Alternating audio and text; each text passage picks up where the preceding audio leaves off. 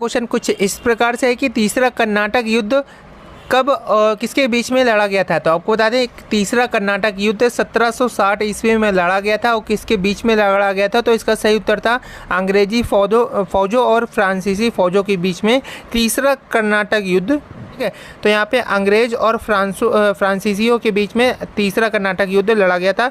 कौन विजय हुआ था, इसका आंसर आप लोग कमेंट सेक्शन में बताएं। अगला क्वेश्चन है world life institute of India यानी कि WII कहाँ पर है। काफ़ी ज़्यादा पॉपुलर क्वेश्चन ये रहा है और यहाँ पे इसका सही उत्तर है Dehradun. World life institute of India इसका सही उत्तर है देहरादून, ये देहरादून में स्थित है। अगला क्वेश्चन है द फ्रंटियर गांधी के नाम से किसे जाना जाता है। तो अब्दुल गफ्फर खान को जो है द फ्रंटियर गांधी के नाम से जाना जाता है। काफ़ी ज़्यादा पॉपुलर और बार बार पूछा जाने वाला क्वेश्चन, अब्दुल गफ्फर खान इसका सही उत्तर हो जाएगा। अगला क्वेश्चन है प्रथम नोबेल पुरस्कार जीतने वाले कौन थे। तो आपको बता दें साहित्य में दिया गया था और रविन्द्रनाथ टैगोर जी को प्रथम नोबेल पुरस्कार दिया गया था। तो राइट आंसर प्रथम नोबेल पुरस्कार जो है रविन्द्रनाथ टैगोर जी को दिया गया था, जो कि साहित्य के क्षेत्र से संबंधित थे। अगला क्वेश्चन काफ़ी ज़्यादा इंपॉर्टेंट, नेत्र में दाता की आँख के किस भाग को पृथक किया जाता है। तो आपको बता दें कार्निया इसका उत्तर है। कार्निया, नेत्र में दाता की आँख के कार्निया भाग को जो है पृथक किया जाता है, सिर्फ और सिर्फ कार्निया ली जाती है। ठीक है, अगला क्वेश्चन है निम्न में से किसके वायसराय काल में रॉलेट एक्ट पारित किया गया था। तो आपको बता दें जेम्स चैम्सफोर्ड के कार्यकाल में जो है रॉलेट एक्ट पारित किया गया था। इसका जो तारीख है, इसका जो सन है, आप लोग कमेंट सेक्शन में आंसर करके बताएंगे। अगला क्वेश्चन है काफ़ी ज़्यादा इंपॉर्टेंट, निम्नलिखित में से कौन भारत का प्रथम गवर्नर जनरल था। तो आपको बता दें लॉर्ड विलियम बेटिंग जो थे ये भारत का प्रथम गवर्नर जनरल था, लॉर्ड विलियम बेटिंग इसका सही उत्तर हो जाएगा। अगला क्वेश्चन है किस ब्रिटिश गवर्नर जनरल ने भारत में डाक टिकटों का प्रचलन शुरू किया था। तो आपको बता दें प्रथम रेलगाड़ी किसके शासनकाल में चलाई गई थी, ये भी क्वेश्चन पूछा जा चुका है। तो आप लोग इसका भी आंसर कमेंट सेक्शन में करेंगे कि प्रथम रेलगाड़ी किसके शासनकाल में चलाई गई थी और किस सन में चलाई गई थी, और सती प्रथा का अंत किसके काल में हुआ था और कब हुआ था, किसने किया था। ये 2-3 जो क्वेश्चन है जो हमने बोले हैं इसका आंसर जरूर करें, क्योंकि बार बार क्वेश्चन रिपीट हो रहे हैं और इनका आंसर पता होना जरूरी है आप सभी को। तो आपको बता दें Lord Dalhousie British governor general ने जो है भारत में डाक टिकटों का प्रचलन किया था। ठीक है, तो इसका सही उत्तर हो जाएगा लॉर्ड डलहौजी। ठीक है, 1952 के आसपास किया गया था। अगला क्वेश्चन है भारत में टेलीग्राफ सेवा सर्वप्रथम किस गवर्नर जनरल के काल में प्रारंभ हुई थी। तो आपको बता दें इसका भी सही उत्तर है लॉर्ड डलहौजी ने जो है भारत में टेलीग्राफ सेवा जो है सर्वप्रथम प्रारंभ की थी। ठीक है, अगला क्वेश्चन काफ़ी ज़्यादा इंपॉर्टेंट, भारतीय संस्कृति का स्वर्ण युग किसे कहा जाता है। तो आपको बता दें गुप्त काल को जो है भारतीय संस्कृति का जो है स्वर्ण युग कहा जाता है, क्योंकि गुप्त काल में काफ़ी सारे जो हमारे वैज्ञानिक हैं, ठीक है, वो हुए, जैसे कि जीरो का आविष्कार भी आर्यभट्ट ने किया था उसी काल में। और यहाँ पे काफ़ी सारी ऐसी शैलियाँ थी जो नई नवीनतम शैलियाँ उसी काल में उभरी थी। गुप्त काल को स्वर्ण युग कहा जाता है संस्कृति के दृष्टिकोण से। ठीक है, भारतीय संस्कृति का जो है स्वर्ण युग गुप्त काल को कहा जाता है। राइट आंसर गुप्त काल हो जाएगा। अगला क्वेश्चन काफ़ी ज़्यादा इंपॉर्टेंट, गुप्त लेखन से संबंधित अध्ययन को क्या कहा जाता है। तो क्रिप्टोग्राफी इसका अलग ही नाम है, इसकी अलग ही यहाँ पे जो है आधारशिला शैली रखी गई है। क्रिप्टोग्राफी इसका सही उत्तर है। क्रिप्टोग्राफी गुप्त लेखन से संबंधित अध्ययन को कहा जाता है। ठीक है, इसके बाद अगला क्वेश्चन है निम्नलिखित में से कौन कैबिनेट स्तर पर होता है। तो आपको बता दें विपक्ष का नेता इसका सही उत्तर है। ठीक है, संविधान सभा का गठन कब किया गया था और इसके अस्थायी स्थायी सदस्य भी पूछा गया था। तो आपको बता दें 1946 में इसका जो है गठन किया गया था। और यहाँ पे संविधान सभा के जो आपके अस्थायी सदस्य थे वो आप लोगों के सच्चिदानंद सिन्हा थे, जबकि स्थायी सदस्य आपके डॉक्टर राजेंद्र प्रसाद थे। और वहीं आपसे ये भी पूछा जा सकता है कि सलाहकार समिति के जो सदस्य थे, तो VK राव इसका राइट आंसर है। VK राव, संविधान सभा का जो गठन किया गया था इसमें एक सलाहकार समिति भी थी जिसकी सलाह जो है के अनुसार ही संविधान सभा का गठन किया जाना था। ठीक है, तो वहाँ पे उसके जो संचालक थे वो VK राव थे। ठीक है, प्रारूप समिति किसके द्वारा निर्धारित की गई थी। ठीक है, और यहाँ पे आप लोगों को काफ़ी सारे क्वेश्चन इससे भी संबंधित देखने को मिलेंगे, तो यहाँ पे उसका भी आंसर आप लोगों को बताना है कमेंट सेक्शन में। भारत में सबसे ऊंची चोटी कौन सी है। तो आपको बता दें भारत में सबसे ऊंची पर्वत चोटी है K2 इसका राइट आंसर है। भारत में सबसे ऊंची पर्वत चोटी आपकी K2 है। और यहाँ पे माउंट एवरेस्ट की जो ऊंचाई है वो आप लोग कमेंट सेक्शन में जो है आंसर करें। आप लोगों को हम हिंट दे देते हैं फोर डिजिट है और 4 से शुरू होती है। ठीक है, आप लोग आंसर करें कमेंट सेक्शन में। अगला क्वेश्चन है, कौन से अंग्रेजी शासक का संबंध सती प्रथा के उन्मूलन से है? तो आपको बता दें विलियम बेटिंग इसका राइट आंसर है। विलियम बेटिंग जो है अंग्रेजी शासक का संबंध जो है सती प्रथा के उन्मूलन से है। इन्हीं के शासनकाल में सती प्रथा का अंत संभव हुआ था। डेसिबल यूनिट है, तो आपको बता दें डेसिबल जो है ये ध्वनि की काफ़ी ज़्यादा पॉपुलर क्वेश्चन है। ध्वनि की एक यूनिट है, तो डेसिबल यहाँ पे जो है ध्वनि की एक यूनिट हो जाएगी।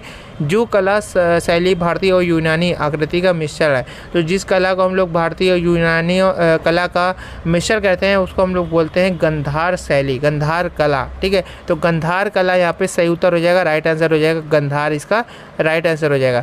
प्रथम गुप्त शासक जिसने परम भागवत की उपाधि धारण की थी, तो चंद्रगुप्त द्वितीय जो है प्रथम गुप्त शासक थे जिन्होंने परम भागवत की उपाधि धारण की थी। तो यहाँ पे राइट आंसर चंद्रगुप्त द्वितीय हो जाएगा। गुप्त वंश का अंतिम शासक कौन था? तो आपको बता दें इसका सही उत्तर है विष्णुगुप्त। विष्णुगुप्त जो है गुप्त वंश का अंतिम शासक था। विश्व सुंदरी का खिताब जीतने वाली प्रथम भारतीय महिला कौन थी? तो आपको बता दें रीता फारिया। रीता फारिया जो है विश्व सुंदरी खिताब जीतने वाली पहली महिला, भारतीय महिला बनी थी। ठीक है, तो सही उत्तर हो जाएगा रीता फारिया। रीता फारिया इसका सही उत्तर हो जाएगा, राइट आंसर हो जाएगा। अंग्रेजी शिक्षा प्रणाली की शुरुआत किस गवर्नर जनरल के शासनकाल में शुरू हुई थी? तो बता दें इसका सही उत्तर है अंग्रेजी शिक्षा प्रणाली की शुरुआत जो है लॉर्ड विलियम बेटिंग के शासनकाल में शुरू हुई थी। तो यहाँ पे अंग्रेजी शिक्षा प्रणाली की शुरुआत जो है किस गवर्नर जनरल के शासनकाल में प्रारंभ हुई थी? तो लॉर्ड विलियम बेटिंग के शासनकाल में अंग्रेजी शिक्षा का जो प्रचार और प्रसार जो है भारत में शुरू हुआ था। लॉर्ड मैकाले शिक्षा पद्धति कब लागू की गई थी? तो बता दें भारत में पहली जो शिक्षा पद्धति लॉर्ड मैकाले द्वारा लागू की गई थी, जो कि 1835 ईस्वी में लागू की गई थी, लॉर्ड मैकाले शिक्षा पद्धति। ठीक है, अगला क्वेश्चन है विश्व पर्यावरण दिवस जो है देश भर में विश्व भर में कब मनाया जाता है? तो जो है इंटरनेशनल जो आपका पर्यावरण दिवस है वो आपका 5 जून को मनाया जाता है। ठीक है, environmental day, international environmental day जो है आपका 5 जून को हर वर्ष जो है विश्व भर में मनाया जाता है। 5 जून इसका सही उत्तर था, राइट आंसर था। अगला क्वेश्चन काफ़ी ज़्यादा इंपॉर्टेंट, अरावली पर्वत श्रेणी का सर्वोच्च शिखर क्या कहलाता है? तो आपको बता दें अरावली जो पर्वत श्रेणी है, श्रृंखला है, इनका सर्वोच्च शिखर गुरु शिखर कहलाता है। गुरु शिखर यहाँ पे क्या हो जाएगा? सही उत्तर हो जाएगा, राइट आंसर हो जाएगा। आदम का पुल किन 2 देशों के बीच में स्थित है? तो आपको बता दें भारत और श्रीलंका, इसका राइट आंसर हो जाएगा। आदम का पुल जो है भारत और श्रीलंका के बीच में स्थित है, इसका सही उत्तर हो जाएगा। अगला क्वेश्चन है एक व्यापारी का विक्रय मूल्य पर 20% लाभ होता है, उसका वास्तविक लाभ क्या होगा? डालेंगे वो हम लोग देखते हैं। देखिए बोला है कि विक्रय मूल्य पर 20% लाभ होता है, तो यहाँ पे एसपी पर लाभ जो है 20% होता है, यानी कि 20/100, यानी कि 20 एकम 20, 20/100। 5 जो है उसका एसपी है जिसमें 1 उसका लाभ होता है, तो सीपी कितनी होगी? 4 होगी। जाहिर सी बात है कॉस्ट प्राइस यानी कि क्रय मूल्य जो है उसका 4 होगा, तभी तो 1 का लाभ होगा और टोटल जो एसपी होगी वो हमारी 5 होगी। तो यहाँ पे सीपी हमें पता चल गई 4 है। अब यहाँ पे 4 पे हमें 1 का लाभ हो रहा है। अब बोला है वास्तविक लाभ परसेंट बताओ, तो यहाँ पे 1 का लाभ हो रहा है, 4 पे वो भी गुणे 100 कर देंगे, और परसेंट बनाने के लिए हमको पता है 100 का गुणा करना पड़ता है। तो यहाँ पे हम लोगों ने काट दिया, 4 से 100 को काटेंगे 25 आ जाएगा, और ये आपका परसेंट में आएगा। ठीक है, 25% इसका सही उत्तर है। उसका जो वास्तविक परसेंटेज है लाभ का, प्रॉफिट परसेंटेज है, वो आपका 25% हो जाएगा। अगला क्वेश्चन है आवो जनजाति किस राज्य से संबंधित है? आपको बता दें सही उत्तर है इसका असम। आवो जनजाति जो है ये आपकी असम से संबंधित है, राइट आंसर क्या हो जाएगा? असम इसका सही उत्तर हो जाएगा, राइट आंसर हो जाएगा। अगला क्वेश्चन इंदिरा गांधी राष्ट्रीय उड़ान अकेडमी कहाँ पर स्थित है? तो आपको बता दें इसका सही उत्तर है फुरसतगंज उत्तर प्रदेश। फुरसतगंज उत्तर प्रदेश का राइट आंसर हो जाएगा। इंदिरा गांधी राष्ट्रीय उड़ान अकेडमी जो है फुरसतगंज उत्तर प्रदेश में स्थित है, इसका सही उत्तर हो जाएगा। ठीक है, अगला क्वेश्चन काफ़ी ज़्यादा इंपॉर्टेंट, कोई धनराशि साधारण ब्याज पर 5 वर्षों में 1020 रुपये हो जाती है तथा 8 वर्षों में 1200 रुपये हो जाती है। मूलधन ज्ञात करना है, तो सब चलिए हम लोग ज्ञात करते हैं। मान लेते हैं यहाँ पे कोई धनराशि है एक्स, 5 वर्ष में जो है 1020 हो जाती है, हो गई 5 वर्ष में 1020। इसके बाद बोला 8 वर्षों में 1200 हो जाती है, 8 वर्षों में जो ये आप लोगों की 1200 हो जाती है। ठीक है, तो यहाँ पे आप लोग जैसे देख पा रहे होंगे ये 8 वर्षों में 1200 हो रही है, और यही 5 वर्षों में 1020 हो रही है। तो 3 वर्षों में यहाँ पे कितनी बढ़ रही है, यहाँ से हम लोग जब निकालेंगे तो आप लोगों को पता चलेगा कि 180 बढ़ रही है। जब 3 वर्षों में 180 बढ़ रही है, यानी कि 1 वर्ष में कितनी बढ़ेगी? तो 60 बढ़ेगी। हाँ, 3 × 18 60 बढ़ेगी। अब यहाँ पे जैसा कि आप लोग देख पा रहे होंगे कि 5 वर्ष में 1020 बढ़ी है, तो यहाँ पे 5 वर्ष में जो है ब्याज कितना मिलेगा? तो हमको मिलेगा 300 रुपये ब्याज मिलेगा। ठीक है, कैसे हमें पता किया कि 1 वर्ष में तो 60 रुपये हमें मिल रहा है, तो 5 वर्ष में हमें 300 रुपये मिलेगा, जाहिर सी बात है। अब यहाँ पे 5 वर्ष में 1020 जो दिया है, इसमें 300 रुपये जो है उसका ब्याज ही होगा। तो 1000 में से 1020 में से 300 जब हम लोग माइनस करते हैं तो 720 जो है ये आपका मूलधन जो है, उसका वास्तविक जो धन था, मूलधन प्रिंसिपल अमाउंट, ठीक है, उसको हम लोगों ने ज्ञात कर लिया कि 720 रुपये था। तो इस प्रकार से आप लोग करेंगे, आराम से कर लेंगे और सवाल ज़्यादा कठिन नहीं है। और अगले क्वेश्चन की तरफ बढ़ते हैं। ईश्वर का निवास स्थान किस नगर को कहा जाता है? तो इसका सही उत्तर है प्रयाग। प्रयाग इसका राइट आंसर है। ईश्वर का निवास स्थान जो है प्रयाग को कहा जाता है।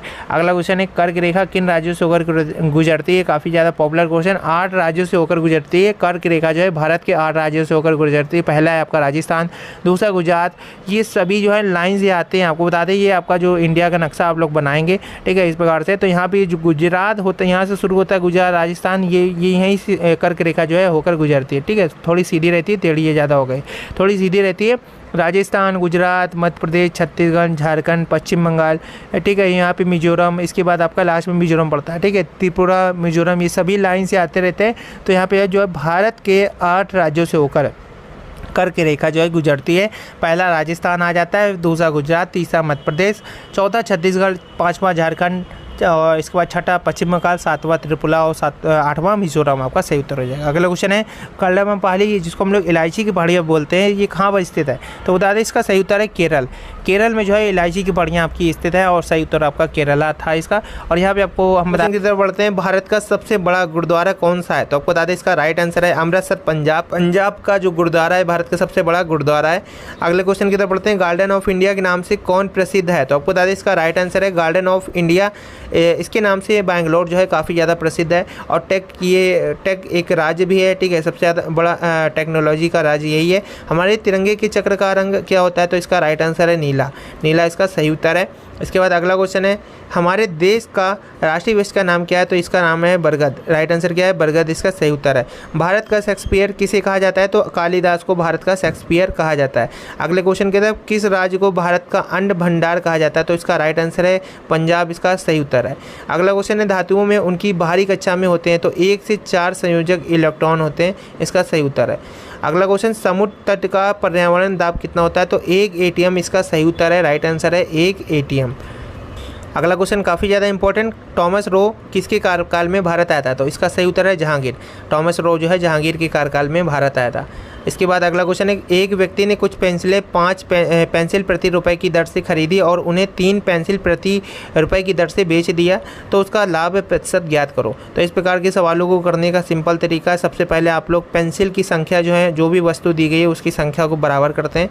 तो यहाँ पे जैसा कि पहले बोला है कि 5 पेंसिल प्रति रुपए, तो 5 पेंसिल वो 1 रुपये की खरीदता है, फिर 3 पेंसिल जो है 1 रुपये की क्या करता है? बेचता है। तो यहाँ पे ये खरीद रहा है, यानी कि यहाँ पे ये जो है आप लोगों का CP हो गया, ठीक है। इसके बाद यहाँ पे बेच रहा है और यहाँ पे 5 पेंसिलों की संख्या 5 है, यहाँ पे 3 है। तो यहाँ पे सबसे पहले पेंसिलों की संख्या बराबर करने के लिए हम लोग ऊपर 3 का गुणा कराते हैं, तो 5 से कितना होता है? 15 होता है। नीचे हम लोग 5 का गुणा कराते हैं, तो 5 से यहाँ पे भी 15 हो जाएगा। पेंसिलों की संख्या 15 आ गई, लेकिन हमने 3 का गुणा यहाँ पे भी प्राइस में भी 3 का गुणा कराना है। तो ये आप लोगों का क्वांटिटी, ये प्राइस है, तो प्राइस में जब आप लोग कराएंगे तो 3 एकम 3 हो जाएगा यहाँ पे, और 5 एकम यहाँ पे 5 हो जाएगा। अब 15 जो पेंसिल है वो 3 रुपये की खरीदता है और 15 ही पेंसिल वो 5 रुपये की बेचता है, तो 2 रुपये का लाभ हो रहा है 3 रुपये पे। तो यहाँ पे 2 रुपये का लाभ हो रहा है, 3 रुपये पे हो रहा है, और 200 का गुणा करा देंगे, ये आपका 200 बटे 300 आ जाएगा। 3 छिंग 18 और यहाँ पे फिर से 3 छिंग 18 66 सही 2/3 इसका सही उत्तर हो जाएगा, राइट आंसर हो जाएगा। 66 सही 2/3% उसका लाभ होता है, ठीक है, सही उत्तर हो जाएगा। कहाँ के जंगल साइलेंट वैली के नाम से जाने जाते हैं? तो दोस्तों इसका सही उत्तर है केरल। केरल के जो जंगल है साइलेंट वैली के नाम से जाने जाते हैं। अगला क्वेश्चन है, भारत का प्रथम परमाणु बिजली घर कहाँ पर प्रारंभ हुआ था? तो इसका सही उत्तर है तारापुर। भारत का प्रथम परमाणु बिजली घर जो है ये तारापुर में प्रारंभ हुआ था। अगला क्वेश्चन है, एक राशि का 2 वर्ष का मिसदन जो है 720 रुपये है, यदि उसे 5 वर्ष के लिए छोड़ दिया जाए तो यहाँ पे बोला है कि 1020 हमें यहाँ पे जो है मिसदन प्राप्त हो जाता है, तो मूलधन ज्ञात करना है। तो यहाँ पे सबसे पहले आप लोग जैसा कि देख पा रहे होंगे, एक राशि को है, कोई राशि x है, इसको 2 वर्ष के लिए जब छोड़ देते हैं, 2 वर्ष के लिए यहाँ पे छोड़ दिया तो 720 रुपये यहाँ पे बन जाते हैं। लेकिन बोलता है यदि उसको 5 वर्ष के लिए यहाँ पे अगर छोड़ा जाता तो यहाँ पे 1020 हमको प्राप्त हो जाते, तो 5 वर्ष के लिए अगर छोड़ा जाता तो यहाँ पे 3 वर्ष में कितना बढ़ रहा है? तो 3 वर्ष से बढ़ रहा है 1020 में से 720 जब घटाएंगे तो 3 वर्ष में बढ़ रहा है 300, ठीक है। 3 वर्ष में कितना बढ़ रहा है, 300 बढ़ रहा है। तो यहाँ पे आप लोग 1 वर्ष में कितना बढ़ेगा, 1 वर्ष में बढ़ेगा 100। जब 1 वर्ष में 100 बढ़ेगा तो यहाँ पे बोला है कि 2 वर्ष का जो है मिसदन बोला है 720। तो 2 वर्ष का जब मिसदन बोला है 720 तो उसमें से 200 रुपये उसको ब्याज ही मिलता होगा 2 वर्ष में। तो यहाँ पे आपका सही उत्तर हो जाएगा 500 रुपये, ठीक है। 520 इसका सही उत्तर था, राइट आंसर था। 520 रुपये उसका मूलधन था। अगला क्वेश्चन है स्टेप स्टेज कलाकार कहाँ काम करते हैं, तो ये सर्कस में काम करते हैं। राइट आंसर क्या हो जाएगा, सर्कस इसका सही उत्तर हो जाएगा, राइट आंसर हो जाएगा। इसके बाद अगला क्वेश्चन है एक बंदर एक चिकने खंभे पर 1 मिनट में 10 मीटर चढ़ता है लेकिन दूसरे मिनट में 4 मीटर फिसल जाता है। यदि खंभे की ऊंचाई जो है 30 मीटर हो तो चोटी पर चढ़ने के लिए बंदर को कितना समय लगेगा। तो यहाँ पे 1 मिनट में जो है 10 मीटर चढ़ता है, फिर दूसरे मिनट 4 मीटर खिसक जाता है। तो यहाँ पे टोटल जो है 2 मिनट में वो 6 मीटर चढ़ेगा। तो इस प्रकार से हम लोग जितनी भी खंभे की लंबाई दी गई है उसके हिसाब से टाइमिंग निकाल देंगे। सही उत्तर हो जाएगा 8 मिनट 36 सेकंड। अगला क्वेश्चन है एक वस्तु की कीमत 75 रुपये है। यदि कीमत को पहले 20% बढ़ाया गया हो फिर 20% कम कर दिया गया तो वस्तु का वर्तमान मूल्य यहाँ पे पूछा गया है। तो यहाँ पे बोला है कि कीमत की जो वर्तमान कीमत है 75 रुपये, कीमत को पहले 20% बढ़ाया गया है, मार्कअप प्राइस किया गया है 100 अगर कीमत थी तो यहाँ पे 120 हो जाता है, ठीक है। इसके बाद बोला है कि 20% कम कर दिया गया है। तो 20% अगर हम लोग 120 का 20% अगर कम करेंगे तो यहाँ पे 120 का 80% हम लोग निकालना पड़ेगा। तो गुणा कराएंगे 12 8 कितना होता है 96, ठीक है। तो 96 में बेचता है।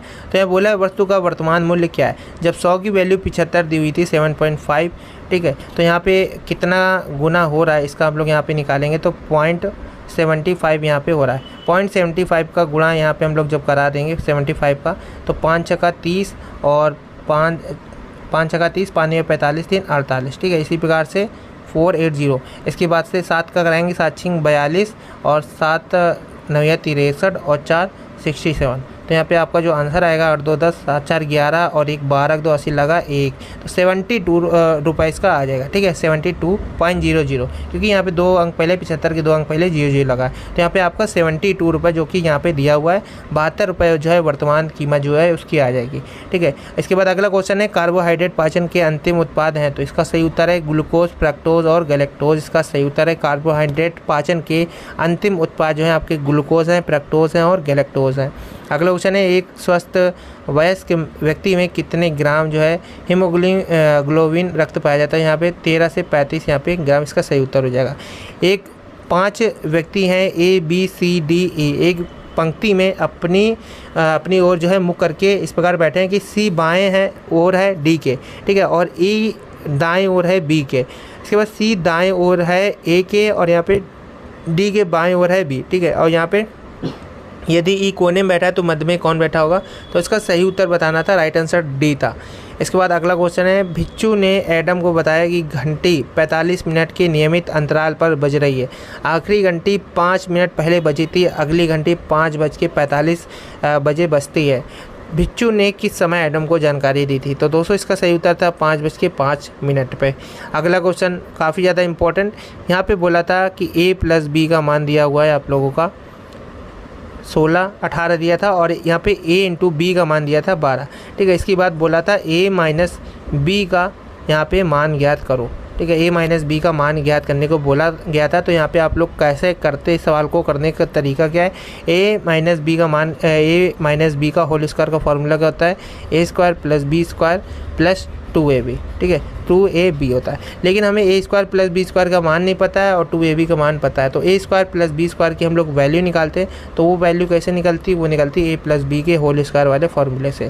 तो यहाँ से a² + b² + 2ab होता है। तो यहाँ पे आप लोग जो भी 18 मान दिया था इसका 18 का स्क्वायर हो जाता है, a² + b² हो जाता है प्लस 2ab का मान जो भी दिया था 2 × 12, ठीक है। तो बाद में 24 और 18 का स्क्वायर यहाँ पे जो भी होगा 18 × 18, 18 × 18 माइनस का, और ये आप लोगों को बाद में 24 इसको माइनस कर देंगे। a² + b² की वैल्यू यहाँ से आ जाएगी। इसके बाद हम लोग अगले जो फॉर्मूला जो पहले लिखा था उसमें मान रखेंगे और A-B का जो है मान वहाँ से निकाल लेंगे।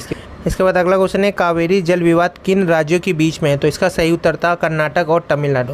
कर्नाटक और तमिलनाडु के बीच में कावेरी जल विवाद चल रहा है इस समय। अगला क्वेश्चन है किस देश के साथ न्यूमोर द्वीप के कारण भारत का विवाद है? तो इसका सही उत्तर है बांग्लादेश के साथ। इसको पूर्वी पाकिस्तान भी कहा जाता है। किस नदी का बिहार का शोक कहा जाता है? किस नदी को बिहार का शोक कहा जाता है? इसका सही उत्तर है कोसी नदी। कोसी नदी इसका क्या आ जाएगा? राइट आंसर हो जाएगा। किस बंदरगाह को भारत का प्रवेश द्वार कहा जाता है? इसका सही उत्तर है मुंबई। मुंबई इसका क्या हो जाएगा? राइट आंसर हो जाएगा। किस राज्य की समुद्र तट रेखा सबसे लंबी है? तो गुजरात राज्य की जो है समुद्र तट रेखा सबसे